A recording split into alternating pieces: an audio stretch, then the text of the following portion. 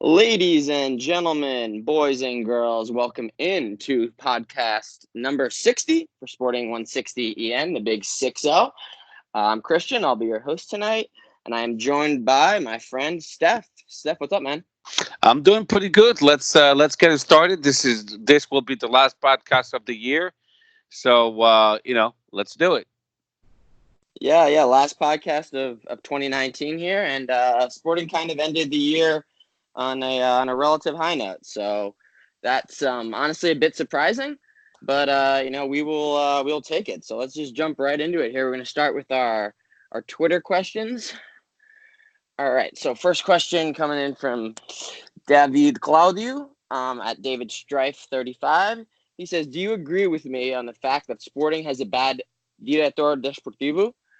Do you like Rafael Camacho? Do you think Mathieu will retire at the end of the season, or will he stay at Sporting more years?" All right, let's go. Let's just do that first part of the question, Steph. Do you agree with David on the fact that Sporting has a bad director desportivo? Yes, 100%. He's someone that doesn't have enough experience for such a big club. You need someone a little bit more experienced, more malicious. Um, a lot of stuff goes behind closed doors that we don't know about, and if you're not known in the league, they'll eat you alive, and we can see it now. So to move on to the Camacho, I think he's a player that has a lot of talent and room for improvement, but he has to start showing that he can handle the pressure and show more. It's his time now to do it. I don't dislike him, um, and I'm not saying this because he scored a beautiful goal against Portimonense, but he's taking too long to show his skills. But as well, he needs more time to play. So I think in the future we'll see a very good Camacho, and Silas he's actually a good coach for him. And then Mathieu, yes, I think he'll move on to his native country, France, with his family, and at the end of the season. I mean, he barely stayed this year. So yeah, I think he'll go back to his home country, La France. Allez les Bleus. And that's it. Yeah, I agree with you. I also think this is probably Matthew's last year. Maybe I think that he's going to move into coaching, in some capacity or some sort of executive role. So basically, I think there's going to be a competition between us and probably a couple French clubs that are going to want him. And yeah, I mean, if he wants to stay on, I would definitely welcome him to the staff in any capacity, staff of the U23 team, whatever it may be. I think he is useful to have around. All right. So next question here from PM Rider ESQ at Still P. Mr. I'm just gonna spell this one out letter for letter. At Still STILLPMRYDERESQ.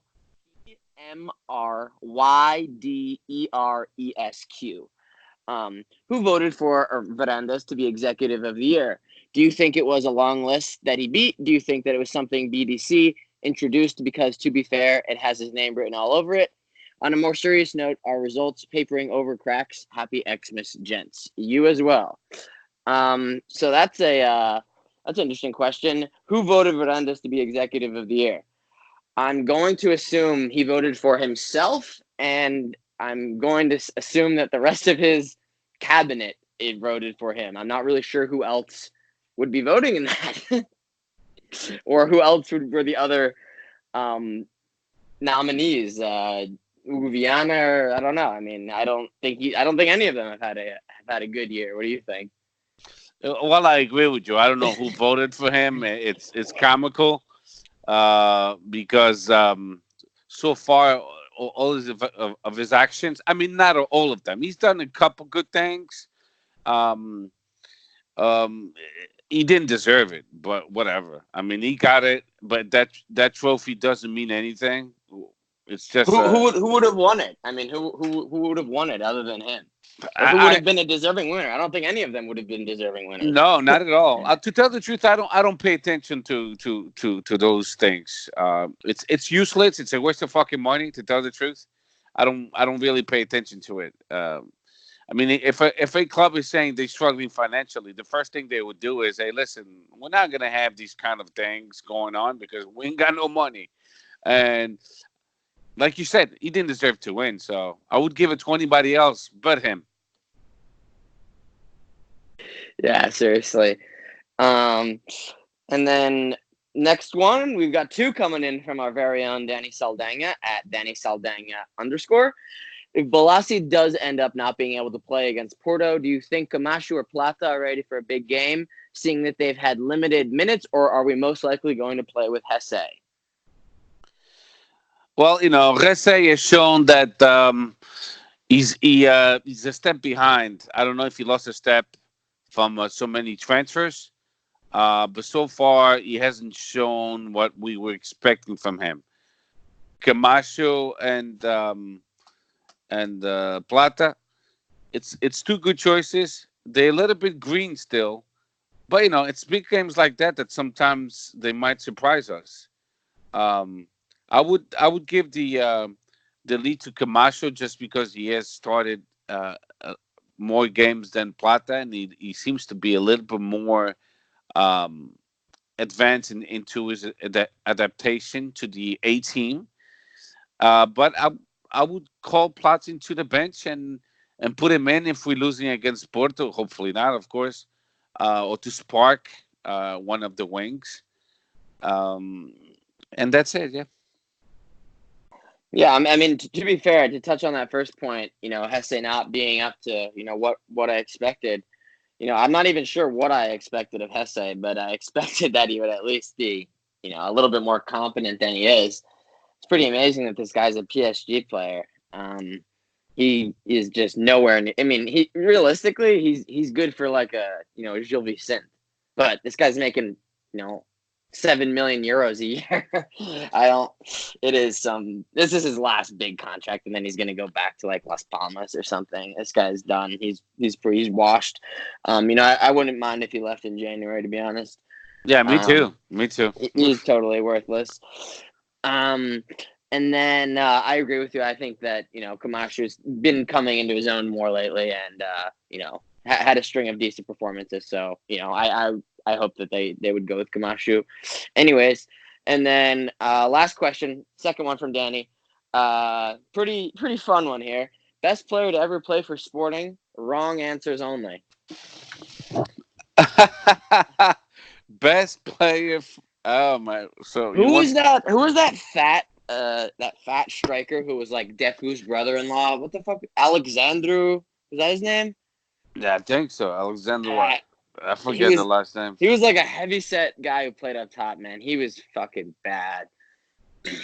Like bad in the sense he couldn't score? No, yeah, he was totally worthless. Oh. Who else?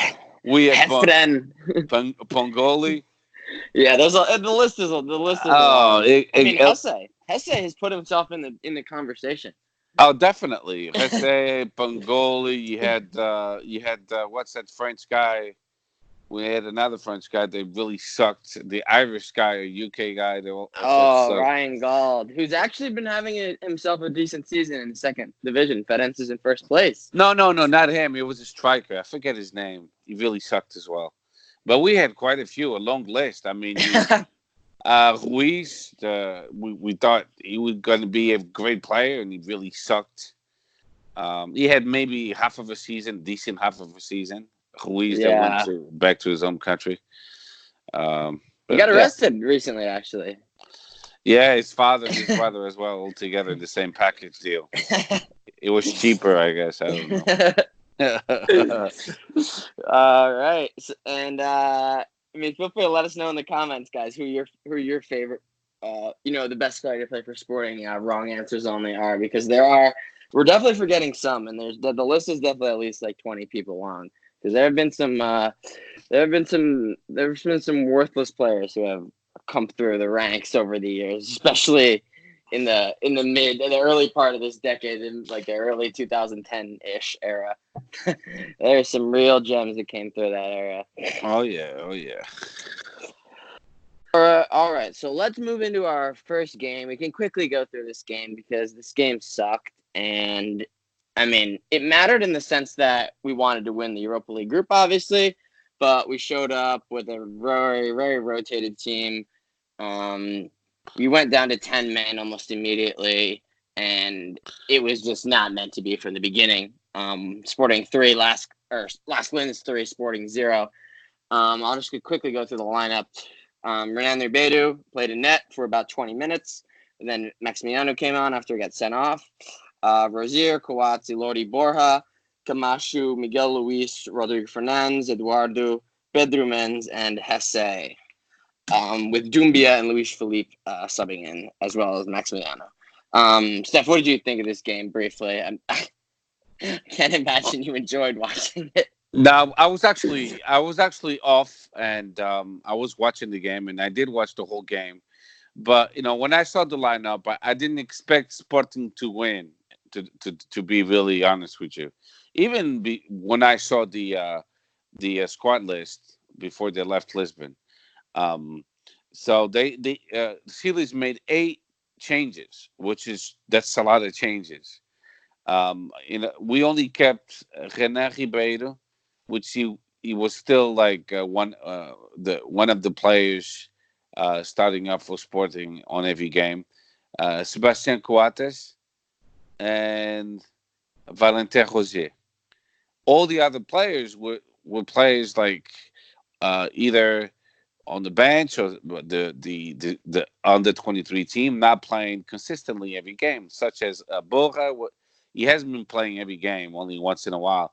Lodi, we wish he never came to Sporting, but he only plays once in a while as well. Rodrigo The whole Fernandes. midfield, basically. Yeah, Rodrigo Fernandes, Miguel Luis, Eduardo, Rafael Camacho, even Pedro Mendes, all these players never really start for Sporting. So when I saw this team, and when I go back to when LASK Linz went to Lisbon and they deserved to win that game, I was telling myself we're gonna lose this game because they're a pretty good team, and we lost fair and square. There's even if we had Ruben Ribeiro before he committed that stupid PK, a goalie with that experience, I was expecting him to avoid that PK because the striker he had no angle, so he could have avoided PK. But we lost fair and square. But the good thing is Silas was able to take some notes and see, since the market is about to open in a week, and now he could justify, well, you know what, I'm going to keep this and this and this and this player, but I don't want these players because I gave them a few chances and they really didn't know how to deal with the pressure. So he took some good notes about certain players. And so I'll give him the benefit of the doubt why he put these players on the pitch. I think he wanted to see how they would react against a good team with no pressure, actually, because we already had qualified to the next round, and they failed. That team we put in place for that game, they all failed. They played pretty bad. They gave a poor image of Sporting Clube Portugal in front of the whole European, continent. And I'm pretty sure some of these players will never make the A squad next year or this year. They're going to be, their names will be scratched off that list. So, and that's it. That's what I got to say. We sucked with Las French Square and LASK Linz. They spanked us, basically. Yeah, it's a good team. I actually think that they have a chance to go further than a lot of pundits, people on TV, stuff like that. They like to talk a lot. They'll be unfamiliar with LASK, so they'll write them off immediately. But I mean, it's a good team. It's a really good team, and I think that they can beat a lot of teams. They're playing AZ Alkmaar. That's who they got, and I think that's a winnable draw for them, for sure. So just one quick note from my end about the game.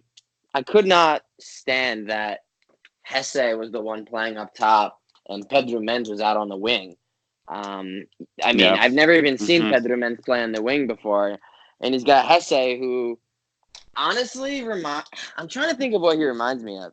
he's a black hole. He's a turnover machine. If the ball comes to him, he'll try to do something like cool and lose it. It reminds me of like a cocky junior varsity like freshman player or something. I don't know what the fuck his deal is. But if he honestly just played two touch most of the time, he would appear less bad because he wouldn't be turning the ball over as much. But he was isolated up top, and he pretty much just turned it over every single time he got the ball, and lasted 45 minutes out there. Yeah, I mean, other than that, I mean, we got dominated. We got smacked, 29 shots to 4. I mean, we didn't really carve out a clear, dangerous chance the entire game. We had like a shot from outside the box that the goalie, had to get down to get, but it was still right at him. That was about it. That was our most dangerous chance. So yeah, we got slapped, and the funny thing about getting slapped and finishing second in the group here is that we actually got a more favorable draw, in my opinion, than Porto or Benfica got, who were both, one was a seeded team coming from the Champions League and the other won their group. So they were in pot 1 and we were in pot 2, and we ended up with Istanbul Basaksehir. Is that how you pronounce it?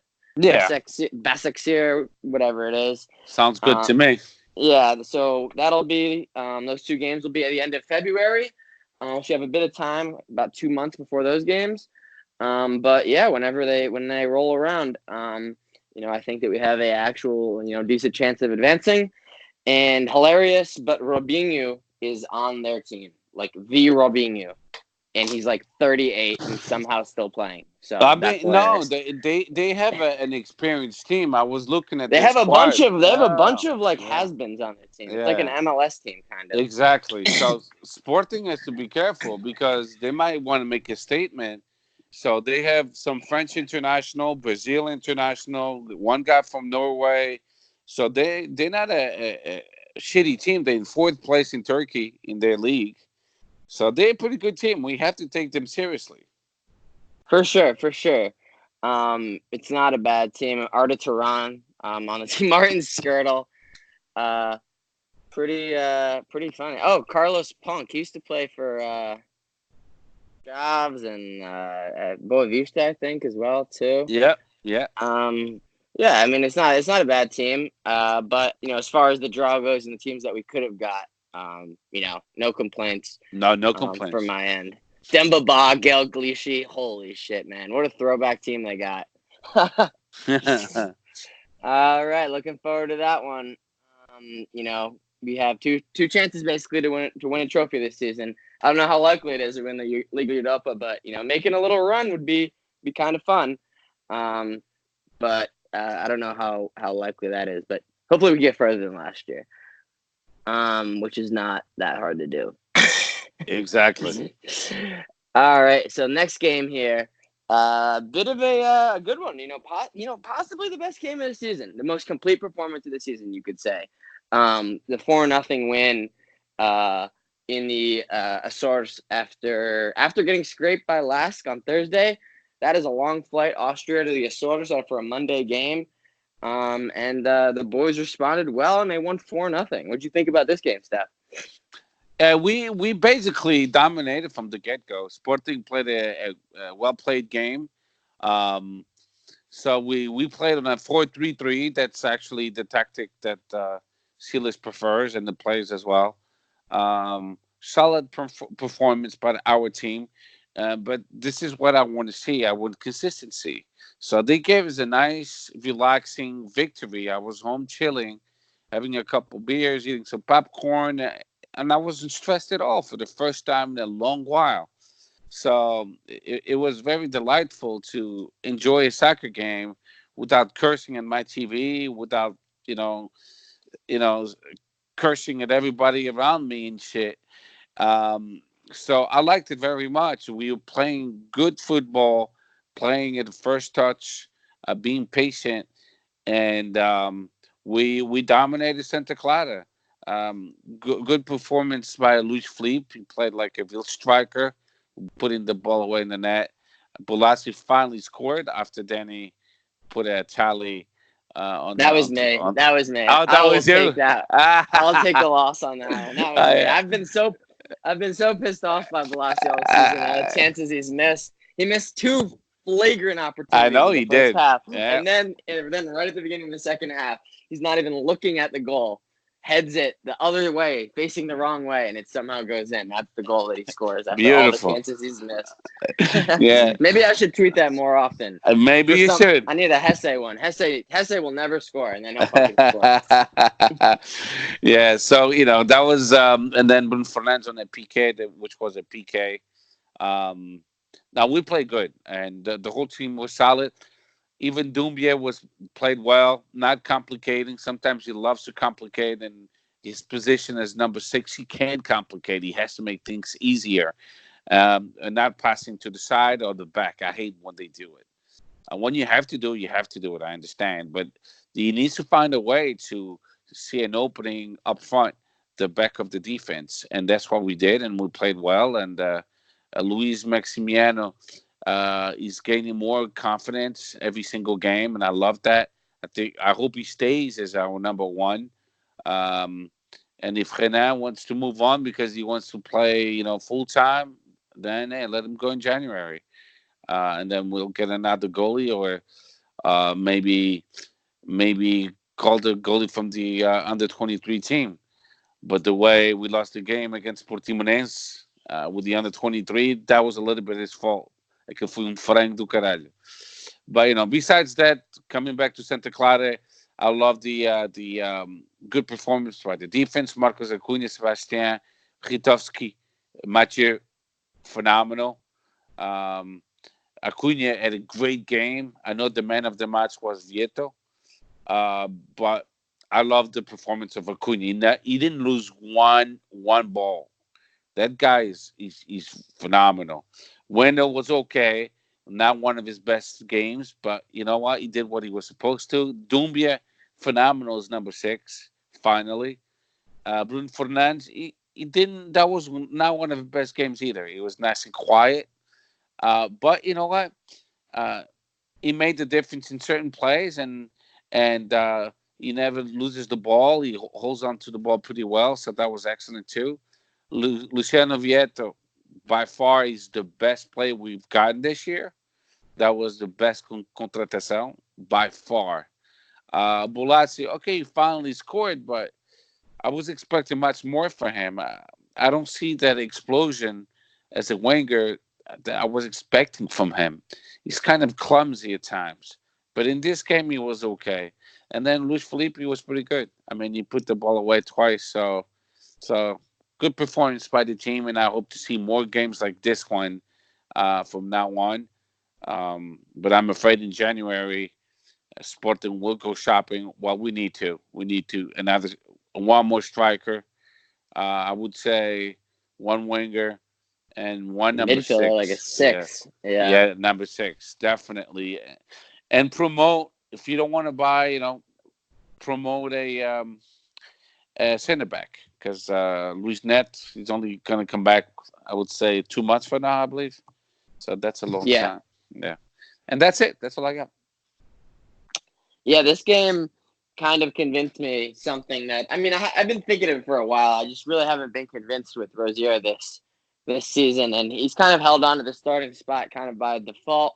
Ristovski was hurt for a lot of the time, and then he was coming back, and then he wasn't, he was obviously hadn't played it several months, so he was out of rhythm. But now that I think that he's finally pretty much back up to speed now, I've been more impressed with his performances recently than I have been with, really any of Rozier's performances this season. I think that, Ristovski had an assist as well in this game. So, I think that, going forward, I think that Ristovski, should probably start. I think he's been in better form.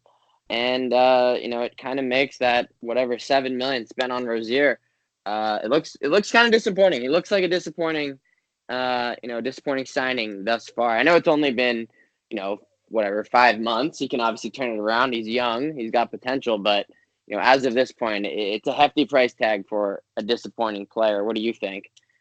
I feel the same way. I was expecting a lot more from him. I thought finally we had the solution for the right wing. And I don't know if it's taken him a while to adapt to the Portuguese league, Liga NOS. But yeah, I agree so far. I don't think he speaks Portuguese either. Living in a new country, that kind of stuff too, obviously is not easy. It could be, but in Portugal, and that's one of the things I like about our Portuguese culture. We do speak French. Quite a lot. A lot of Portuguese citizens speak French. So I'm convinced that a lot of the coaching staff do speak French, and he has He's got Matthew, yeah. Mathieu and Bolazzi. He speaks French as Yeah. well, I believe. Yeah, So he does. there's a lot of French speakers that, and I'm pretty sure a couple players do speak French as well. So I don't think it's a language barrier. It's more maybe an adaptation from the League A to the Portuguese league, which it's different mentality. So maybe instead, I don't know. I don't want to find excuses, but yes, I agree with you. I was expecting more from him. And then yeah, I mean that's pretty much it on this game. I forgot to run through the lineup, so I can quickly do that. And I think that this lineup right here is probably the strongest lineup, just about the strongest lineup we could have. Based on what we have to choose from right now. Luis Max in goal, Rostovsky at right back, Coates, Mathieu, Acuna, Doumbia, Wendell, Bruno Fernandes, Bolasie, Luis Felipe, Vieto. And my man of the match, I'm going to give it to Luis Felipe, who is apparently being chased by Jorge Jesus' Flamengo. Sporting slapped a $10 million price tag on him. I doubt that if he's transferred, he will go for $10 million, but that is definitely something to keep an eye on. Who's your MVP of this game, Steph? Which game? The Celtics. Santa Clara. Santa Clara. Oh, my player of the game. Mm-hmm. For me, it was Acuna. Acuna? Yeah, Yep. he played a good game. Yeah, I think pretty much everyone did have a good game.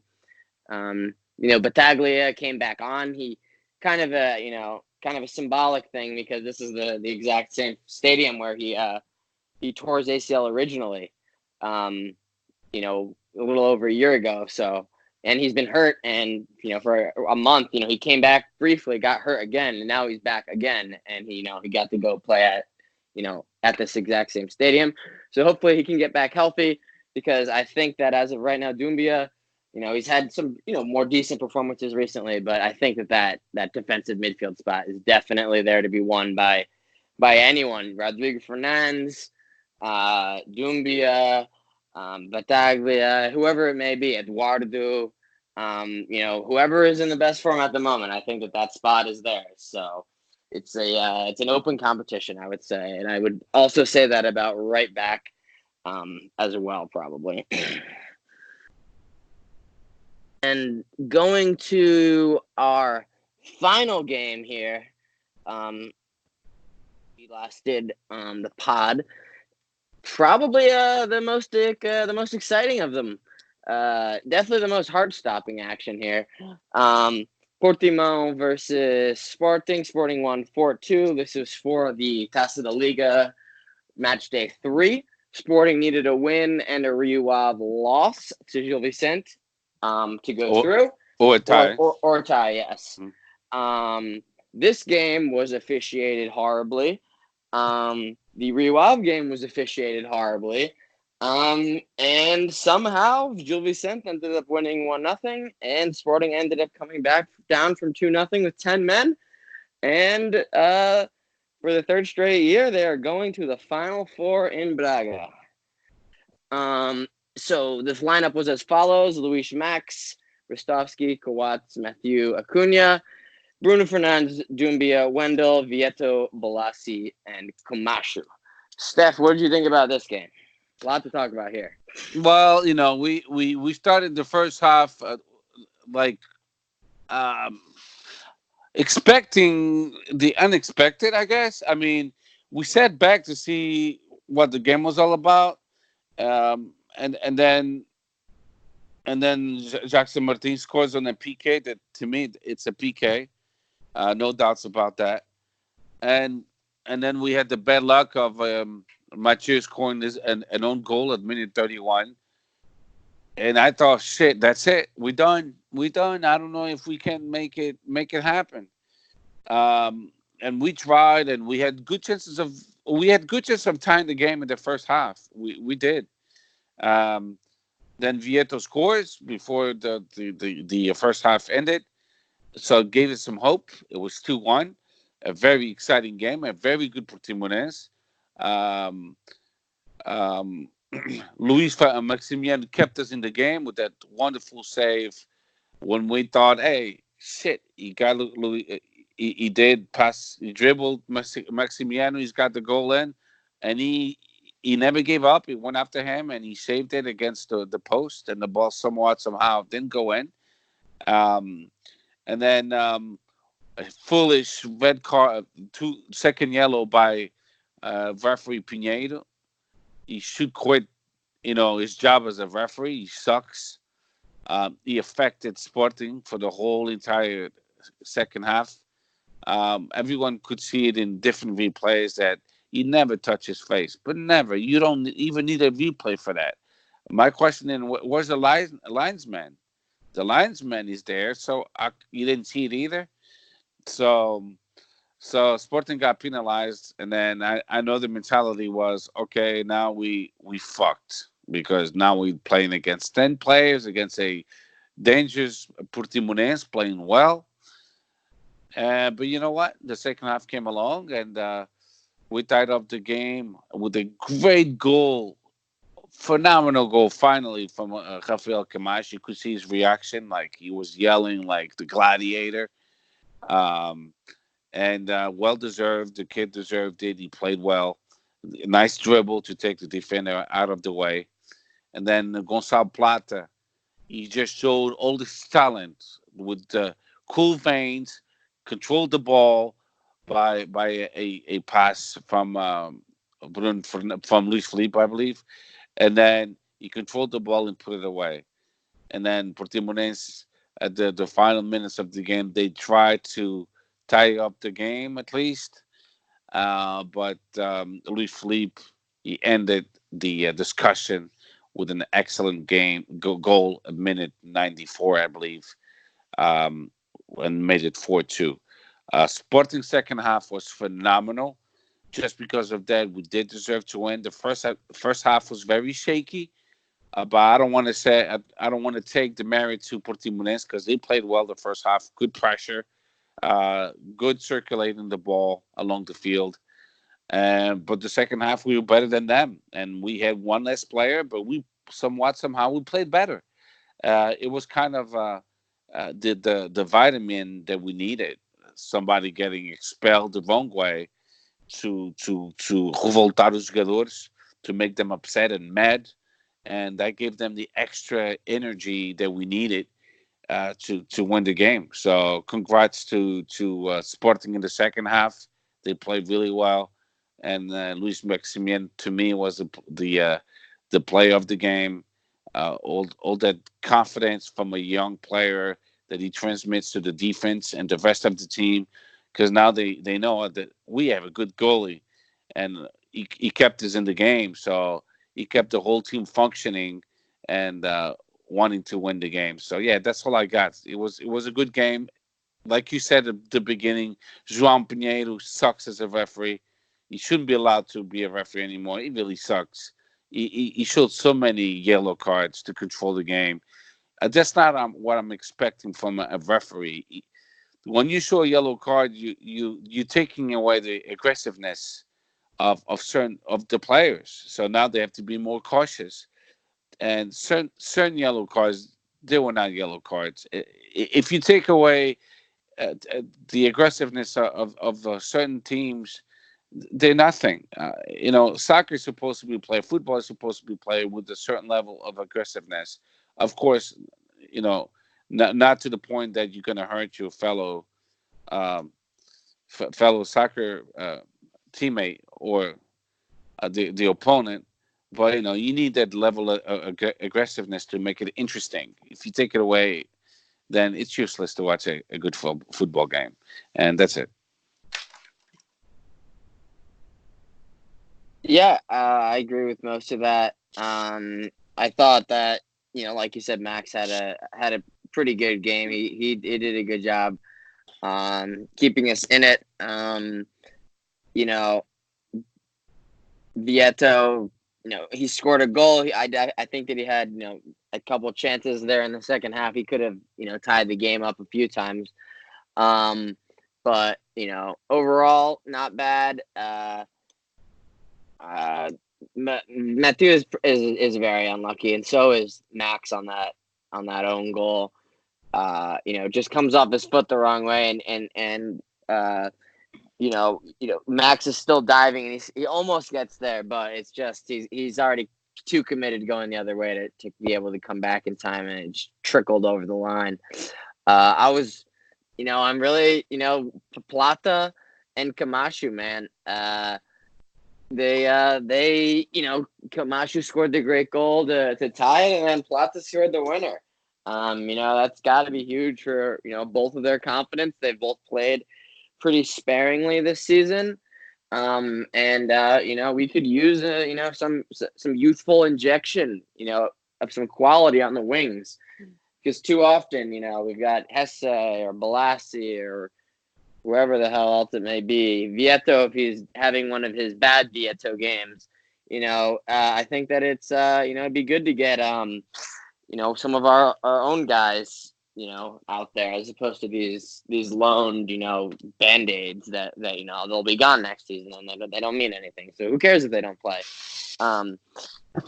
So I'd rather see our guys play. And, I'm happy that we're in the Final Four again.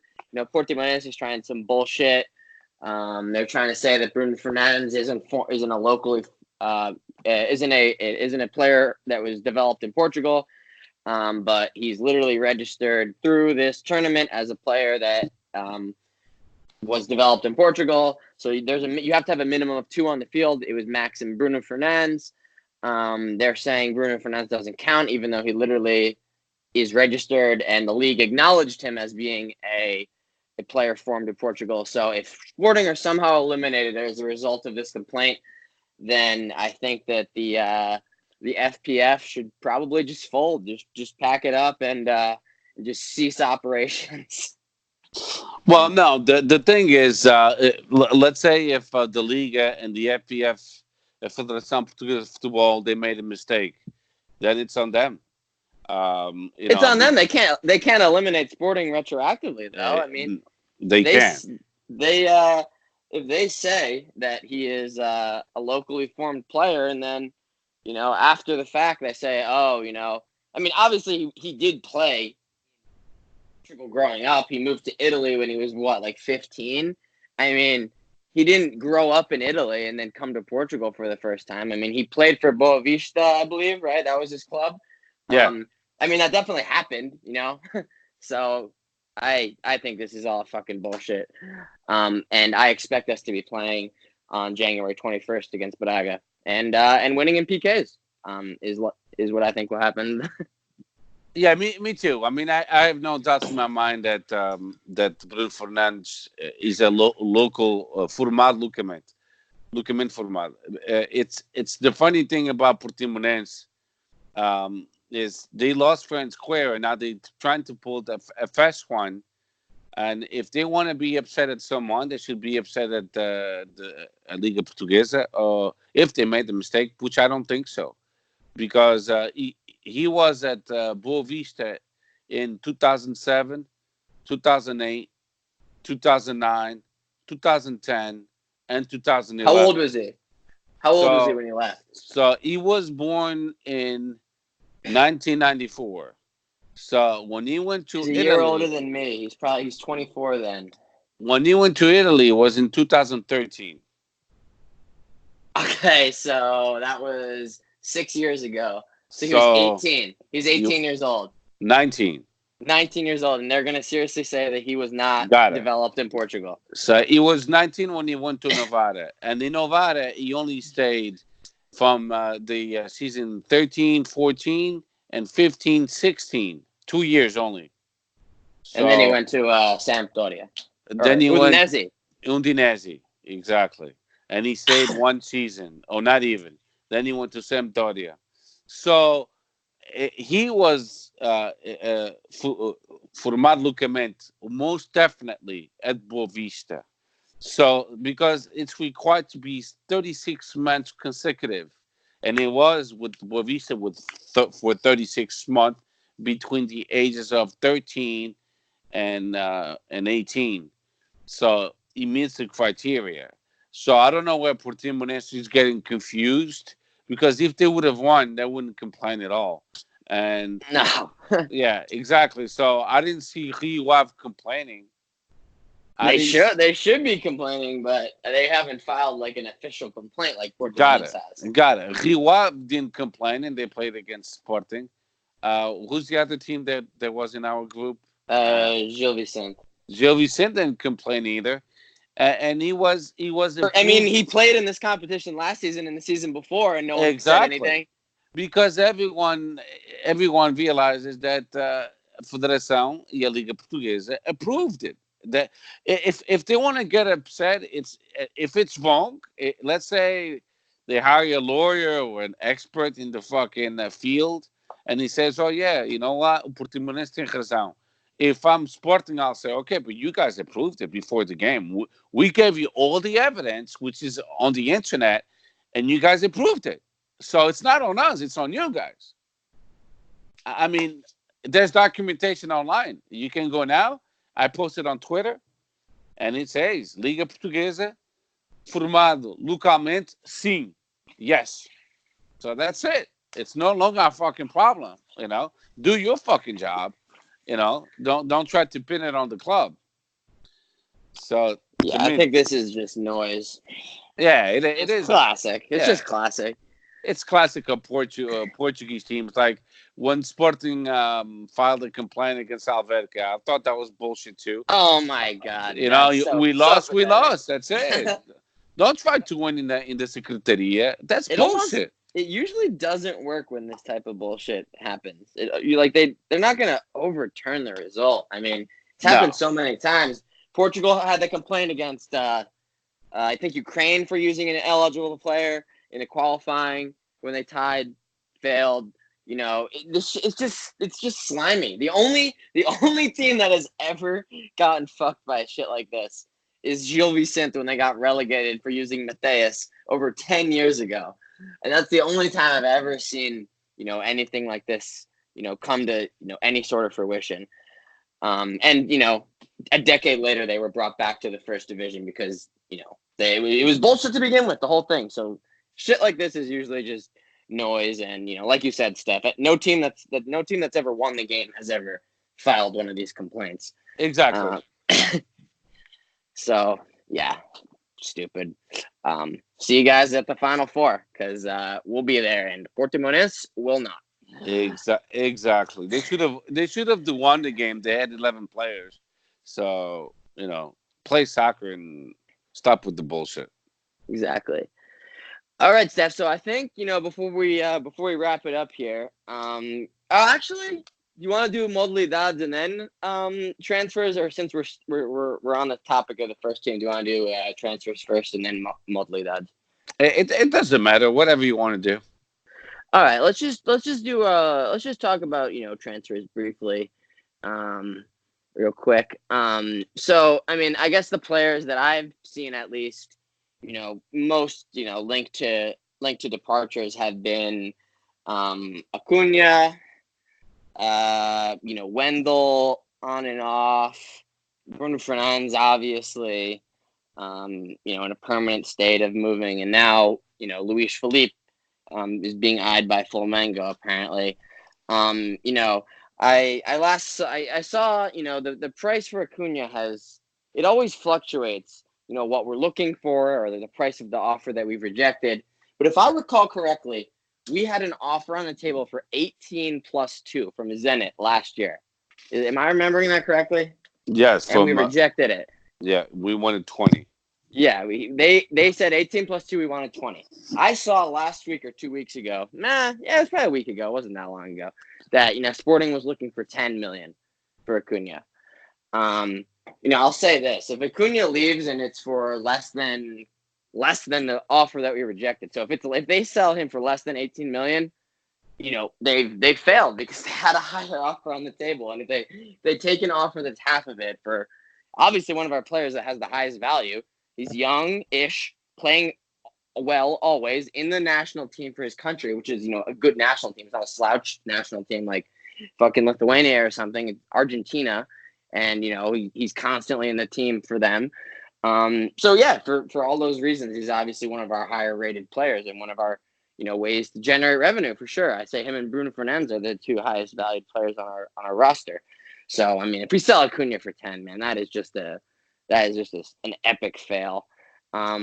So I guess for those two, Bruno Fernandes, Acuna, what do you rate the chances of both of them or either one, leaving this January? I don't think they will. I don't think they will because we still have a lot to play. Me personally, I think we out of the title race. There's some Portuguese they still think we could win the Portuguese league. And I hope we win. Don't get me wrong. I would love to win the Portuguese league, but I'm very realistic. We're 13 points away from Benfica. So Benfica would have to lose 4 games. 3, 6, 9, 12. Yeah, we theoretically could beat them twice. So they have to lose 2 other games, and we have to win all of ours. Basically. Got it. Exactly. And that's where the problem is. Let's say Benfica loses 4 games, and they need to tie 1. Are we going to win every game? You see what I mean? So no, we're not. so the math doesn't make sense, and that's why I don't think we have a shot at the title race. But we could have a shot at the second place. That's more doable, and also, a third place really means nothing. But we have to finish at least 3rd or 4th to be in the Europa League. So we can't disregard Liga North for sure. We have to keep fighting to get the maximum points we can get. And we're not going to do it without Bruno Fernandes and Acuna. And we are involved now in this competition of Final Four of the League Cup. People love to discount this cup. This cup is no longer good. It's amazing. And that's fans from all the clubs. Portistas, Benfiquistas, Portuguese as well, complaining that this is not a good competition. But then when we ask the tally who's got the most cups in Portugal, now they count. All of a sudden they count. It's funny. It's funny how people, no, my club has more cups. Oh yeah, how many? We have 98 cups. You're counting the 7 cups that you won in League Cup. So that's why I don't like when people discount this cup. This cup is gaining his momentum, and he's being, gaining some respect little by little. I think this format, the format that they have is clearly, this is the best format for it. I think so too. The only thing they should do is whoever wins the League Cup should earn a spot in the Europa League, like Taca de Portugal. It should be the same thing. Yeah, I think that once so not at the end of this season, the next season when we'll have 3 Champions League spots and 3 Europa spots, I believe. 2021-22, yeah. So it'll be 1, 2 directly and 3 playoff for Champions League, and then 4, 5, and 6. I think that we should keep it 4, 5 like it is currently, and then have the League Cup winner get in and the cup winner. And obviously, if there is, Porto, won the league and the cup, the second place, whatever it is. But yeah, I think that if you put a European spot on the line here, it definitely makes it more intriguing. Especially for clubs like Guimarães, it's a big club, they're constantly in the Europa League, but they're never automatically qualified. They always have to go through the rigorous, second qualifying round, third qualifying round, playoff. And this is all in August. A lot of teams aren't fully formed in August, so it's tough. It's tough to go through these, early qualifying rounds. So a direct entry is huge for any club like that. Braga, Guimarães, even a club like Famalicão, who's clearly coming up as one of the higher half teams in the table, Rio Ave, teams like that, And then not only does that, incentivize the tournament, to be taken more seriously because there's a European spot on the line, maybe the team that finishes 6th place in the table then gets into the Europa League qualifying because Gimenez finished 5th, but they already have the auto spot in. So then, 6th place team has a shot at Europe, Modalities, someone like that. So, the more Portuguese teams that, get a chance to, play in Europe and get us points, so we can start eyeing up France in 5th because, let's be honest, the only team that's getting that country points in Europe is PSG. And, obviously the Portuguese league isn't too great this year, but on average, how good is the French league? And, it's Lyon and PSG. Marseille is nothing in Europe these days. And, Yeah. They had six clubs, and now they only have 2. Yeah. So we 8 points away from them, but now it's not unreasonably far away. No, it's not. It's not because all the points Paris Saint-Germain and Lyon they will win. They have to divide it by 6. Yeah, and we have 4 teams, and we have to divide it by 5 only. So that's significant. So yeah, I think we could finish in 5th place in the ranking. So with some luck, and we'll see. But yeah, I agree with your assessment about everything you said. So the League Cup, just like Europa Liga, the winner of Europa Liga goes to the Champions League, earns a spot in the Champions League. Since then, the English teams, Spanish teams, they try in the Europa League once they get out of the Champions League. Italian teams now they take it more seriously. Oh shit! It gives us a spot in the Champions League. So especially for clubs like Man U and Inter, Arsenal, they're always on the bubble of qualifying for the Champions League in their own domestic leagues. It's it's not a bad route to get into the Champions League, which is obviously huge money. So that makes the Europa League worth it. It's all about money. That's why, Yep. It's all about unfortunately, money. Yep. Yeah. But yeah, so that's what I think it's missing for the Taca de Liga. If they make it, the winner will go to the Europa League.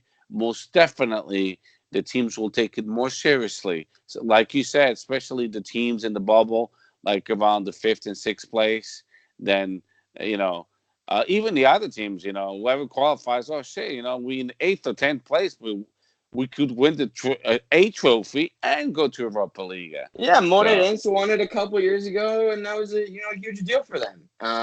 But they weren't registered, so that's why they. So the same with Avs when they won the cup, Yeah.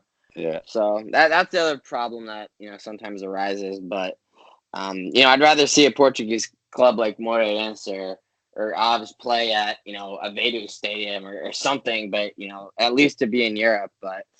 It's obviously expensive to fly to the godforsaken corners of Europe, like Kazakhstan or Lithuania or whatever. But it's good experience. It's good. Gets the name of the club out. That's how players like Bruno Fernandes and stuff like that, and our team, they really get on the radar of bigger clubs and the international community as a whole when they perform in Europe in front of everyone. Not everyone sees Bruno Fernandes score a goal and get an assist every week in Liga NOS, but if he does it in the Europa League and he's the top scorer like he is, everyone takes note of that. But there it is. But if you win your games, you win every time you win a game. I think the fee is $750. Yeah, you get money. You get money. Too, so that will pay for your flight tickets. To pay it off. Yeah, exactly. So go with the mentality. I want to win the game. Like the last game that Sporting played against Linz, and we went to the mentality of, hey, a gente já qualificou, and it doesn't matter. I didn't like it personally. Yeah, I mean that was with that. I think you get like 100K or something like that for a win. So no, it's more. No, yeah, a win it's like 300K, 500K, I believe it went up.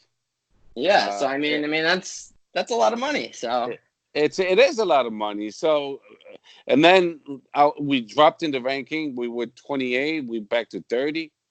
It affects in a lot of things. So and we're giving the wrong image to all the other countries.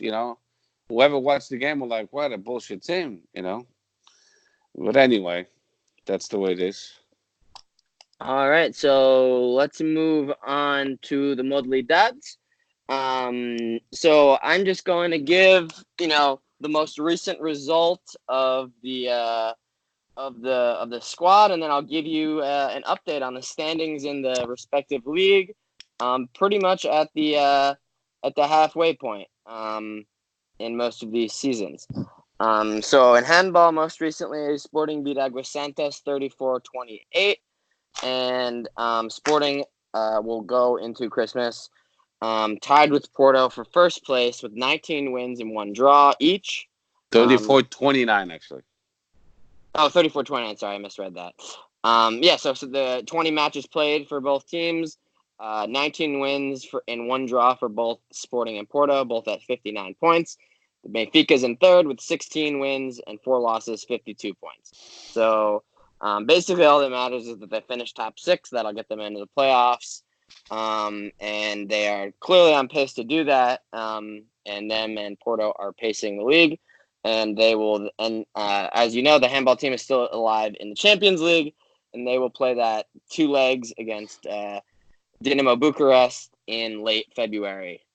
Pretty much the exact same time Sporting will play the main squad will play the Europa League next round, end of February. So end of February will be eventful for sure, with some knockout European competition for the handball and the main squad. And then moving on to futsal, most recent result for Sporting was a hard-fought 7-5 win against Portimonense. Sporting sit second place in the futsal table. They are 13 games played, 11 wins, 1 draw, 1 loss. They sit second place behind Benfica by 4 points. They do have 1 game in hand against the last place team in the table. So, you'd like to think we win that one. That would put us 1 point behind Benfica. Top 8 go to the playoffs. Obviously, we will make the playoffs. So whether we finish first or second isn't super, super important, but, always want to be ahead of Benfica. Unfortunately, as you guys know, no Final Four Champions League this season. So it's basically the Portuguese Cup and the league for us, both of which, we won the cup last year. We lost the league. Hopefully we can bring back the national title, which we unfortunately lost in Game 5 last year to Benfica. And then moving along to hockey and patins, Sporting's most recent result was a 6-1 win against Braga. Sporting sit third currently. It's a 3-way tie for first place between Barcelos, Benfica, and Sporting. 9 wins, 1 draw, 1 loss for each of them. 28 points for Barcelos, Benfica, Sporting, 27 for Oliveirense, and 25 for Porto. So all the top 5 all separated by just 1 game. So very close to the top there. And there's no playoff in roller hockey, correct? It's just the table like it is in the soccer. So first place is the champion. And we've got 5 clubs within touching distance. So that that'll come right down to the end, and be exciting. A title that we also lost last season. So hopefully we can get that one back. And then basketball, which I know has been an intriguing new modality for all of us, especially us Americans. We love our basketball. And Sporting's most recent result was a 102-55 thrashing of Iliabum. And Sporting sit in first place in the league, tied with Benfica, with 12 wins and 1 draw. Or 12 wins and 1 loss, sorry. Sporting's loss was to Benfica, of course, at the Luge. And top 8 make the playoffs. Sporting clearly on pace to do that. And Sporting, Benfica, Porto, Oliveirense. Oliveirense maybe a bit weaker than they normally have been, seeing as the bigger clubs kind of rob some of their players this offseason. But, I expect it to come down to the end between those 3. All tied at 25 points. Porto, Benfica, Sporting, Oliveirense only 3 behind. So at the exact halfway point, Sporting well positioned in the first season of basketball being back. And we will wrap it up here with football femenino. That is also at the exact halfway point in the season. Sporting's most recent result was a 2-0 win against Atlético Goianiense. And Sporting have 11 games played, 10 wins, 1 loss. They sit second place, 3 points behind Benfica, who was that one loss. At the lose, I believe we lost 3-0. Braga sit 5 points back in third. So obviously those are the three. Usually comes down to these days. Benfica, the new one in that, usually was Sporting and Braga battling it out. Now Benfica's in the mix. And that game later on in the season, Sporting Benfica at Alcochete, hopefully Alvalade, if it's got title implications on the line. Looking another title that Sporting lost last season, looking to regain that as well, as our modalities look to bounce back from their after 17-18 we won everything, and then 18-19 we pretty much lost everything. So looking to get the obviously they've won the cups and success in Europe, obviously not to be scoffed at, but at least domestically looking to get some titles back. Anything to add from your end, Steph, about modalities? Anything? Yes. Badmo? Yes, a couple things. Nothing much. Go for it. In the under 23, we lost in Portimonense 2-1. So we basically lost our lead in the table, standing table. Now we have the first place in conjunction with Benfica with 42 points each, and then Rio creeping up with 39. Sporting under 23 the performances has been going down tremendously. But nevertheless, we're still in first place. In futsal, for the Portuguese Cup, we won 7-1 against a second division team called Casinas e Poça da Barca. So we moved on to the round of 32. And also in futsal, we're still very alive for the Final Four of the Cup League. So we're still in 3 competitions: Taça de Portugal, Cup League, and the league itself. Under 19, the game was canceled. It was supposed to be against Académica due to weather conditions. There was really bad flooding in the center of the country last week. The team from Coimbra couldn't make it all the way down to the south to Lisbon, so they rescheduled the game for some other time. Same thing with the volleyball team against Sporting the Caldas da Rainha. The game was canceled as well because of poor condition inside the pavilion. So that game will be rescheduled as well. Under 15, we beat Sporting Lisboa Benfica at Seixal 2-1. So our boys, they're in first place in their series, the second phase before it's the Champions phase. So that was a big win. What else? You spoke about hockey. Yep. Futsal ladies, we won 4-2 against Sabre Leiria. So the ladies moved on to the 4th round for the Taça de Portugal. And then under 17, our boys won 7-1 against Fundão. Good game by them. So, and then last but not least, our ladies in the Taça de Portugal, they won 5-0 against Oirense, and they moved on to the round of 16, the Taça de Portugal. And that's all. Cool. And with that brings us to the conclusion of our show. Indeed. And the final show of 2019. As always, appreciate all you guys listening, interacting with us on Twitter. It's been a turbulent year for Sporting, but at least this season, but let's not forget 2019 included a cup win, 2 cup wins actually. In January, Taca de Liga, PKs, the Renan, memes, all that. That was a good time. And then the final, that was a great game too. We probably shouldn't have won, but we won that one in PKs as well. So while the 1920 season has been, a bit disappointing, the end of 18-19 at least had some highs, and here's to some cup highs, hopefully in 2020 as well.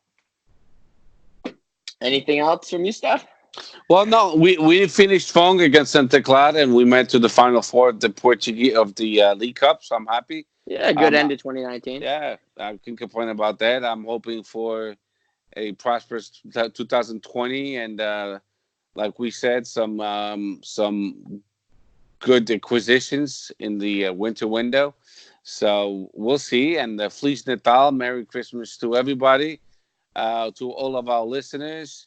Viva Sporting and Feliz Ano Novo. Happy New Year.